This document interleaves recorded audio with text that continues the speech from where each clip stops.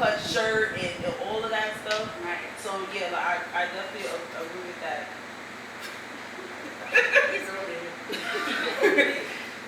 As a woman in ministry and married, I am a newlywed. I just got married. Oh, congratulations! October 15th this year. Wow. But my thing is this: I love my husband. I know God has put us together. Even God has spoken to us as a pastor about how we cannot ever get divorced because there's purpose and destiny for our union. We know that. I know that. He knows that. However, my thing is this: is that there are some things that he's dealing with. He loves the Lord. He reads his Bible. You know, he has a mission. He has to go. He knows that God he has a thing for men, helping men. He's excited about the men's service. He's always talking about that.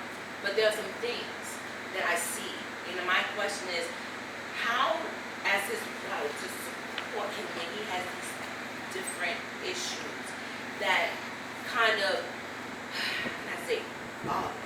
and it kind of concerns me in a way. I don't want to say concern me like, you know, it does. It concerns me.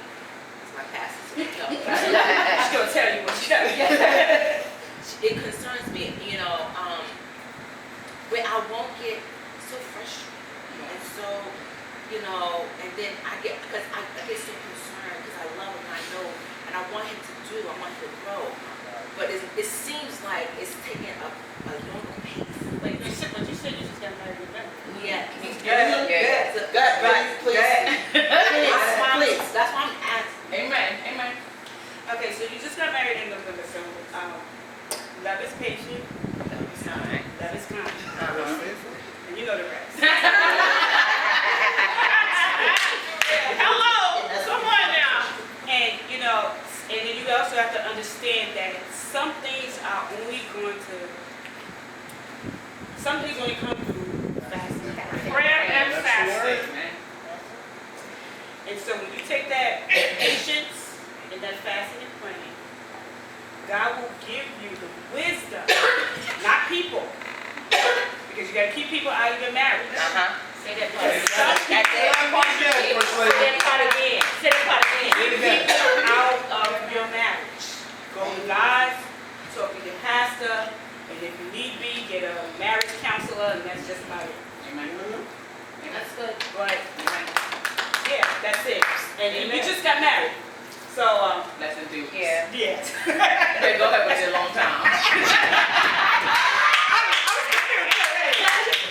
Now, everybody been a long time in dating, but now you married. You signed up for a whole new prayer life.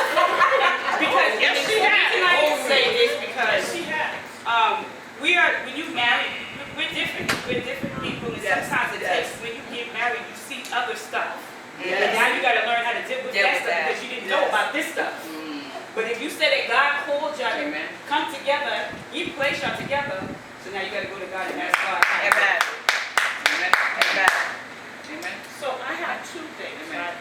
The first thing is my hair. So I get you have to grow your hair back because your hair is your covering, right? My aunt, every time she sees me, girl, you know you better grow your hair back. And you know what I say to her? I'll be like, I'm sorry, I'm not trying to be disrespectful, but the Lord has not told me that I have to grow my hair back. So until He tells me that I gotta grow it back, I'm gonna stay bald. That's the first thing. I get that from people, because no, I'm supposed to have hair on my head. How you gonna walk in the pulpit and you ain't got no hair on your head? Right? That's number one. The second thing is, I'm an evangelist, I'm an elder, I'm a prophetess, right? I do a lot of ministering outside, right? I'm always talking to people. So I was ministering to this man one day, and this other man, he comes to me and he says to me, you know you're going to hell, right? And I looked at him like, what? I was like, excuse me? He said, because you're not supposed to be doing what you're doing. That man is going to go to hell because he's listening to what you're telling him. Because women are not supposed to be preaching. And women are not supposed to be telling men what to do. Right? How do I handle that? Right? Because I'm going to hell because I'm doing what God told me to do. You know, at some point, we got to learn to just say what they're going to say. Because there is no change in their minds. They are set in their ways, and it is what it is. You're going to spend time trying to convince them that God called you, and you're going to get upset, and eventually they're probably going to say something by not please God with the things that you say. So at some point in time, you're just going to say, you know what, I respect your beliefs, and God bless you. That's not the soul that God wants me to pull, I guess, for this day, because that's your belief.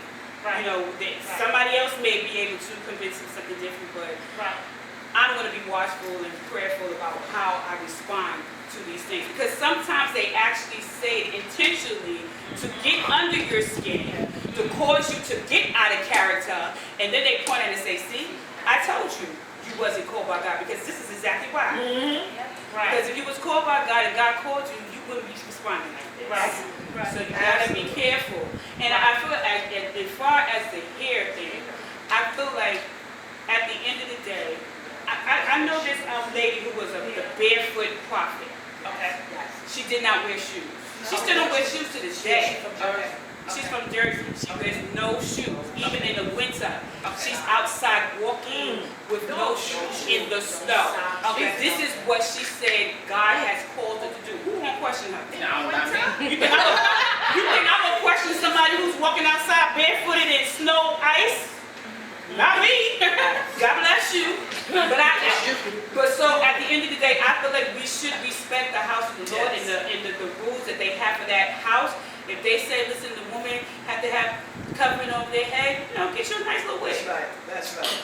Put your wig on. And as soon as it's over, you go outside, take that wig off.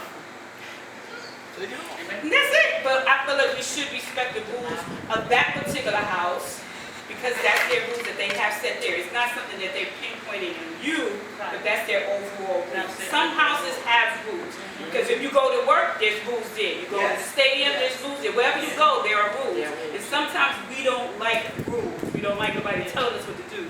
But we need to respect the rules. Because you know what, even the job I have today, because I just recently started working there in May, right? I was going on interviews, right? And one day, my daughter, Anika, she called me and she said, Mommy, the Lord is telling me that you need to wear a wig to your interviews, right? She said, because when the people see you bald, they think you're sick. So you need to wear a wig to these interviews. And you know, I was hating that, but I bought the wig. And I put the wig on.